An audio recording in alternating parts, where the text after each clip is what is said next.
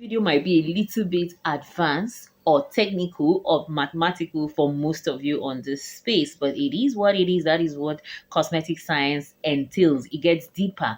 Okay, it's about mineral sunscreen. I was watching one of this mom vloggers on YouTube, and she was doing a get ready with me or so, that kind of makeup ish, and she used an SPF, a mineral SPF, that is natural SPF or tinted SPF, as it is clear or as is popular around the space here.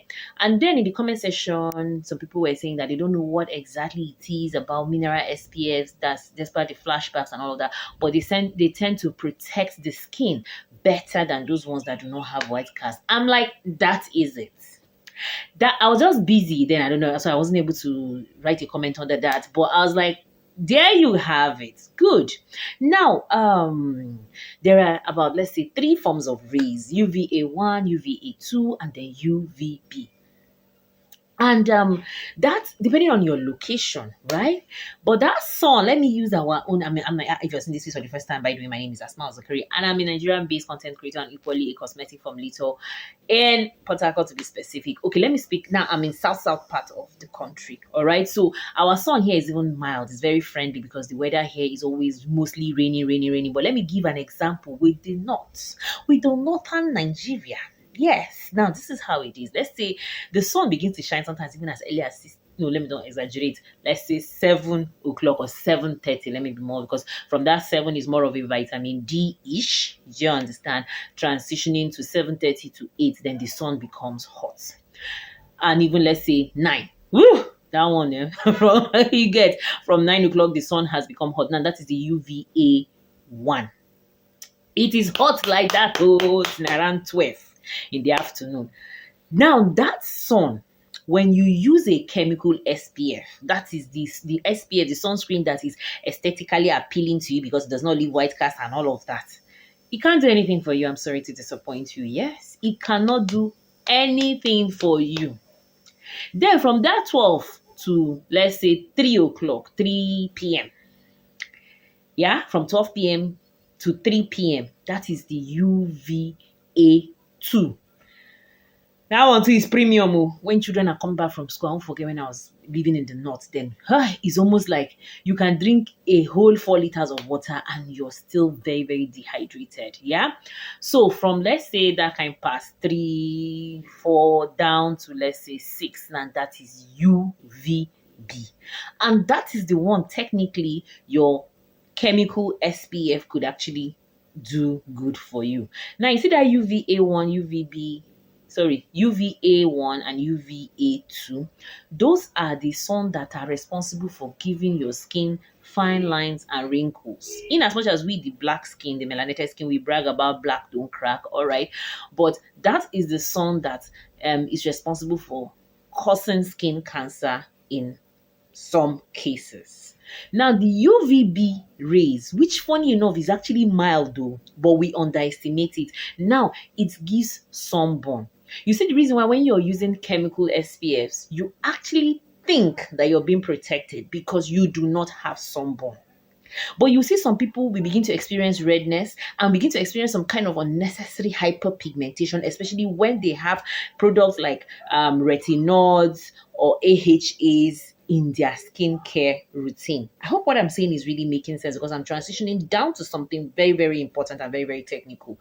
Now, sunscreens in some countries' rules and regulation is a, will I say, medical, or it has to be linked with health wise or something like that. Do you understand? It is more like it is more in like a pharmaceutical drug. What am I trying to say here? Is more onto a medical inclined product than it is a cosmetic product in some countries. So if you're in that country, this part of my video might not be relevant to you. But if you're in a country like I'm in Nigeria, I've stated it earlier, and we do not have those kind of rules attached to sunscreens. Sunscreens here are basically cosmetic and whatever it is, right? Yeah, it is cosmetics, right?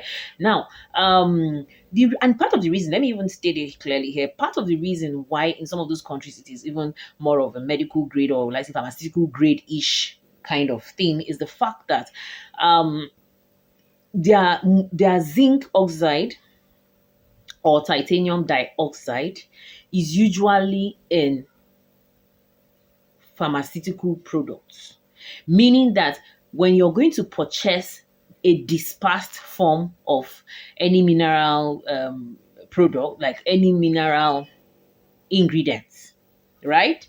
It is going to be in the pharmacy. Do you understand? Meaning that it is usually in pharmaceutical products. So just like you walk into the pharmacy and go and buy paracetamol or antibiotics and all, that is how you walk into the pharmacy and buy those dispersed forms of either zinc oxide or titanium dioxide, because they are usually incorporated inside pharmaceutical products. Let me give another deeper example. Let's talk about salicylic acid, right? You know, salicylic acid is actually the cosmetic grade form of aspirin, because aspirin that is usually taken for pain relief purposes has salicylic acid in it. Okay, the genesis of salicylic acid is from the willow bark, from plant base, obviously, willow bark of a willow tree.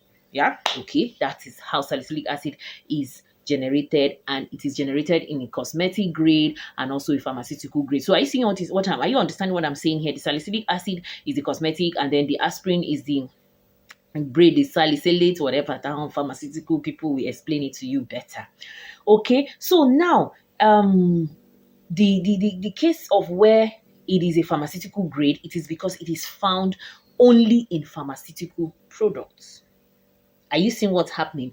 But coming back to countries that do not have any of those rules and regulation binding them, we have zinc oxide and titanium dioxide on sale as cosmetic grade ingredients. Yes. Now, basically, I think more exaggeration based on especially zinc oxide was that there is the nano and there is the macro. Do you understand? The nano is usually easily absorbed into the body, and that is what is dangerous, right?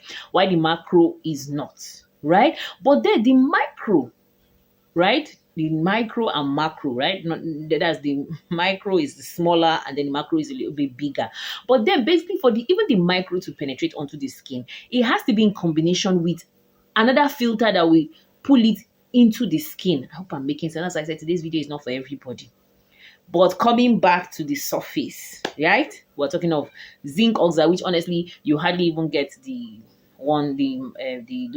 micro particles. It's mostly the macro particles that is available, and then we use them for cosmetic purposes.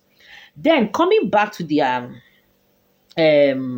benefits in the protection of sun. Unlike the chemical SPF that will protect your skin only from the UVB rays, the mineral SPF, either zinc oxide or titanium dioxide, will protect your skin from both UVA1, UVA2, and then UVB. So which one offers a better protection? You know the answer already. It's just that aesthetically you prefer the chemical SPF, and looking at their point of protection, right? If any of my advanced students, because sun protection factor is actually in my advanced area of cosmetic science, you would realize that looking at the protection factor of all of this filters, both the natural filter and the chemical filter, for the chemical filter, 1% of that chemical filter, any chemical filter at all for sun protection factor, is equivalent to 1.5 SPF, because there's a specific calculation for sun protection. You need to be a little bit sound in your mathematics for you to understand the cosmetic science around sunscreens. Is a whole lot, to be honest with you. It took me more than 2 years to develop my own sunscreen, mineral sunscreen, SPF 30. We're still in the process of trying to develop the SPF 50, but let's stick to this one because we melanated skin, SPF 30 can do a whole lot for us on our skin. But that's by the way. I will still go back there. Now, for natural filter, for titanium dioxide, which of course is a double bond-ish, It has, for 1% of it, it has about 2.6 sun protection factor.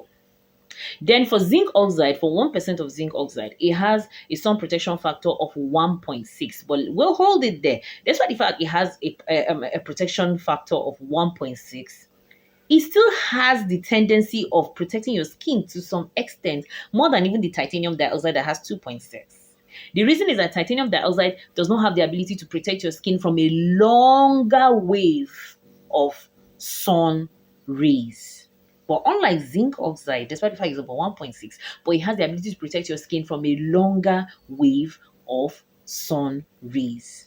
I hope what I'm saying makes sense. Drop in the comment section. If you want even more on this video, I will still drop it. Okay. So basically, we can, for countries, if you're in a country that you can, that those rules do not apply, you can actually formulate your sunscreens by yourself, cosmetic grade.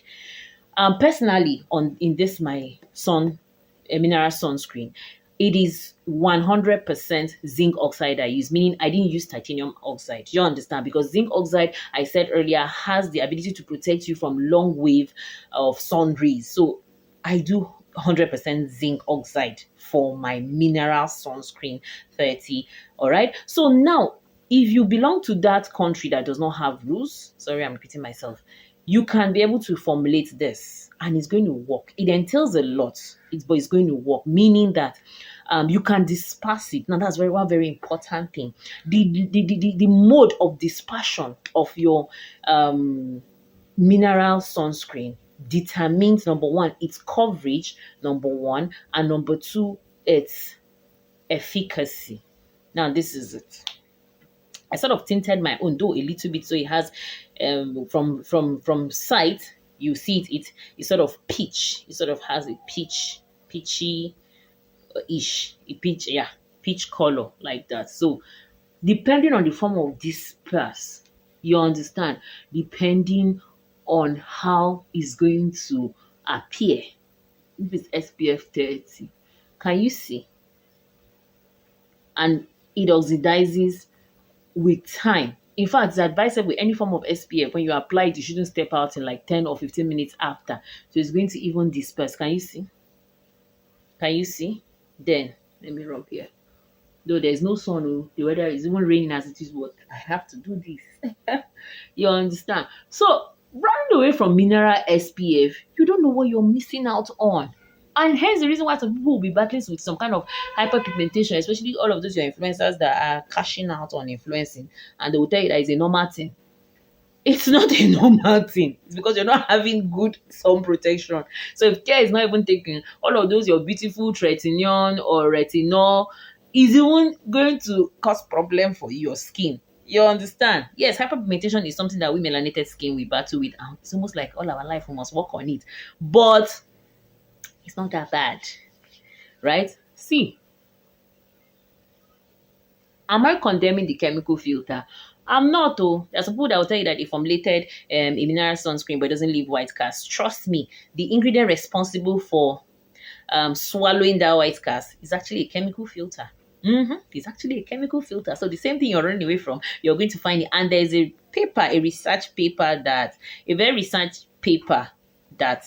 I studied, where the research goes against mixing the chemical filter and the mineral filter. It's against mixing chemical sunscreen and mineral sunscreen, because one thing about chemical sunscreen, unfortunately, is that it gets absorbed into the body. So it could be found, traces of it could be found in the body fluid. Yeah, so that is why you see it is usually discouraged in most cases for pregnant or breastfeeding mothers to actually use chemical sunscreen. So that in its own, is it not a red flag? One example of a chemical filter that a lot of people will tell you is safe is oxymethoxycinnamate. But one very important thing again, let me add, and that's the reason why I gave example with Africa, like Nigeria to be specific. We're closer to the equator, so therefore we're closer to the sun. So our sun is more, I don't want to use the word harsh, but it is more popular, like more prominent than some of these other countries. Some of these other countries, they see sun once in a blue moon. When they see sun, they're all over the sun. Some of them even lack vitamin D. So here's the reason why chemical filter can work for them over there. That they are so, but you see, from Africa to, let's say, even the Arab side, like, the Middle East side, honestly speaking, mineral SPF will be our guy. Chemical one might not necessarily give you what you want, to be honest with you. Like, take it or leave it. I am talking from a professional point of view. If you want a part 2 of this video, a more elaborate truths about sunscreens, let me know. I can do a part 2, but this is the most I can give in this video. I don't want this video to be too long. It's already 15 minutes. Thank you so much, and hope to see you in another video soon. Bye.